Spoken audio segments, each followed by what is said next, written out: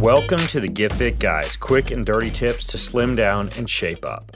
My name is Ben Greenfield, and I'm the Get Fit Guy. The recent Winter Olympics featured a plethora of head injuries, concussions, and nasty falls, including a cracked helmet snowboard accident, and I'll link to the video for that in the show notes over at quickanddirtytips.com for this episode number 177. Well, after experiencing multiple concussions myself from activities like downhill mountain biking and playing backyard football without a helmet, which I don't recommend, I can't help but cringe when I see athletes go down hard or near their head. Well, brain injuries are also extremely common in American professional football players, which has lately created enormous controversy on who is responsible for the early onset of Alzheimer's and other serious cognitive impairment issues being experienced by both current and retired NFL players. But the fact is that you don't need to hit your head hard to get brain damage. The normal aging process is also associated with diminished blood flow to the brain, which is known as hypoperfusion and causes cell injury, early onset of Alzheimer's, and cognitive impairment very similar to a head injury, with no helmet cracking required. So, if you want to think better, improve the blood flow to your brain, and generally care for your cranium, then this episode is for you. Let's look at how your brain gets damaged. Tiny blood capillaries in your head surround your neurons and deliver oxygen and nutrients into them. Any interruption to this capillary blood flow can injure or kill those neurons, causing both nerve damage as well as restricted blood flow. This type of interruption is known as hypoperfusion and must be prevented or fixed to preserve cognitive function. So, how does hypoperfusion and nerve damage occur? Well, some of the major contributing factors are 1. Getting hit in the head or knocked unconscious, which creates trauma, inflammation, and swelling, and that restricts blood flow and damages nerves. 2. Any type of heart surgery in which fat globules released during surgery can travel to your brain and cause clots or low blood flow. 3. Aging, during which your veins thicken and capillaries degrade, especially in the presence of a poor diet and low amounts of exercise or mental activity. 4. High levels of blood glucose or intake of inflammatory foods like vegetable oils, processed sugars, commercially raised meats, or foods to which you might be intolerant or allergic.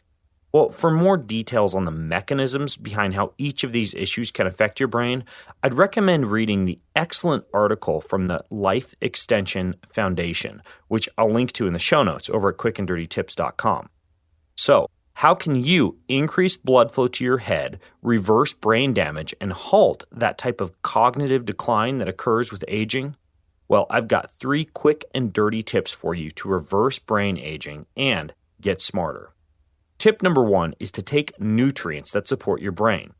A study done on NFL football players entitled Reversing Brain Damage in Former NFL Players showed reversal of brain damage and improvement in blood flow to the head via the use of a cocktail of nutrients, specifically nutrients to enhance blood flow like ginkgo and vinpocetine, nutrients for neurotransmitters, specifically acetylcholine, which is an organic molecule that acts as a neurotransmitter.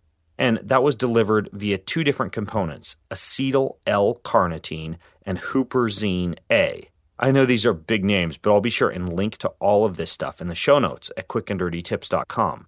And then finally, they included nutrients for increased antioxidant activity, particularly alpha-lipoic acid and N-acetylcysteine. Well, at the end of this episode, I'll give even more specific recommendations for dosages and sources of these nutrients, as well as some extra nutrients that may help with nerve repair. But for now, I'd highly recommend that you think about taking nutrients to support your brain if you do want to reverse brain aging or fix cognitive damage that may have occurred from a brain or head injury. Tip number 2 is to exercise, and multiple human studies show that exercise can increase the size of your brain and improve memory, and a review of several of those studies showed fitness to be associated with improved cognitive functioning. That particular study on a bunch of different studies on exercise showed that beneficial mechanisms behind the effect of exercise on cognitive health were increases in brain perfusion and the ability of cerebral blood vessels to respond to increased demand. So in other words, your brain simply becomes better capable of delivering blood flow to crucial parts.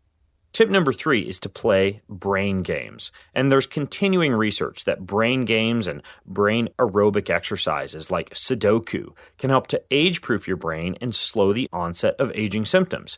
It can also help to keep your brain functioning at peak capacity. To qualify as a good brain aerobics exercise, an activity must have 3 distinct elements: novelty, variety, and challenge. In other words, going to work every day to your mentally challenging job doesn't provide the novelty necessary to challenge your brain. Sticking with the same brain aerobics activity day after day also doesn't cut it. And neither does engaging in brain activities that are familiar to you or easy, such as playing the same challenging computer game every day. In other words, make your brain lift heavy stuff in a variety of ways. Now, one of my friends, Dr. Arlene Taylor, has a bunch of completely free brain aerobic exercises on her website at arlenetaylor.org. You can also go to a search in the Apple iTunes Store or any other app store for brain exercises and brain games and find good apps that will challenge your brain. And Angry Birds probably doesn't count. 2 of my favorites are the Brainscape app, which allows you to create your own flashcards and learning activities, which you can easily access from your phone, and also N-Back Training, which involves memorizing a progressively more difficult sequence of colored squares. I've also recently been getting into the Lumosity app, which works quite well for variety and novelty also. Now, incidentally, if you play a sport in a way that causes you to think ahead and solve problems as you go, that definitely challenges your brain as well. Activities such as tennis or golf fit into that category, and so do board games like chess and checkers.